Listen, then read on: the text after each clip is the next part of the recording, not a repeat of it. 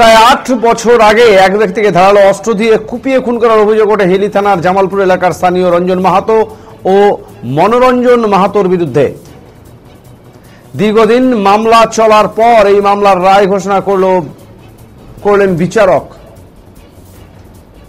গত শুক্রবার বালুরঘাট জেলা আদালতের নগর দায়রা বিচারক সুভাষ ব্যানার্জি অভিযুক্ত দুজনকে দোষী সাব্যস্ত করে সোমবার বিকেল ৪টায় অভিযুক্ত দুজনকে খুনের ঘটনায় যাবজ্জীবন কারাদণ্ড ও ২০,০০০ টাকা জরিমানা অনাদায়ে আরো ২ মাসের সশ্রম কারাদণ্ডের নির্দেশ দেন বিচারক বলেই জেলার সরকারি আইনজীবী জানান। এ বিষয়ে সরকারি আইনজীবী ঋতব্রত চক্রবর্তী বলেন, ২০১৬ সালে ২৩ জুন ননীগোপাল মাহাতোকে কুপিয়ে খুন করার অভিযোগ ওঠে রঞ্জন মাহাতো ও মনোরঞ্জন মাহাতোর বিরুদ্ধে।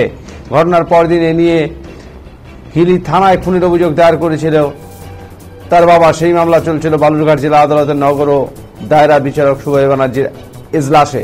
সব দিক খতিয়ে দেখে অভিযুক্ত দুজনকে গত শুক্রবার দোষী সাব্যস্ত করেন বিচারক। আর সোমবার অভিযুক্ত দুজনকে যাবজ্জীবন কারাদণ্ড ২০,০০০ টাকা জরিমানা অনাদায়ে আরো ২ মাসের সশ্রম কারাদণ্ডের নির্দেশ দিয়েছেন বিচারক।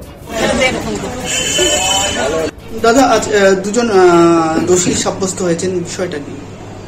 দেখুন, গত ইংরেজি ২৩/৬/২০১৬ তারিখে হিলি থানার অন্তর্গত জামালপুরে ননীগোপাল মাহাতো বলে একজন তার বাড়িতে যখন রাত্রিবেলা শুয়েছিলেন আনুমানিক রাত্রি ১১টার দিকে, সেই সময় এই মামলার দুজন আসামি রঞ্জন মাহাতো এবং মনোরঞ্জন মাহাতো এরা তার বাড়িতে গোপনে প্রবেশ করে এবং রঞ্জন তাকে ধরে থাকে এবং মনোরঞ্জন একটা ধারালো হাসুয়া দিয়ে তার গলায় কোপ মারে। এবং এই ঘটনাটা যখন ঘটছিল সেই সময় চিৎকার চেঁচামেচিকে ননীগোপাল মাহাতোর বাবা এবং মেজো ভাই উপেন মাহাতো এবং প্রসেনজিৎ মাহাতো এরা ছুটে আসে এবং এদেরকে আসতে দেখে ননীগোপালকে অবস্থায় ফেলে দিয়ে আসামি দুজন ওখান থেকে পালিয়ে যায়।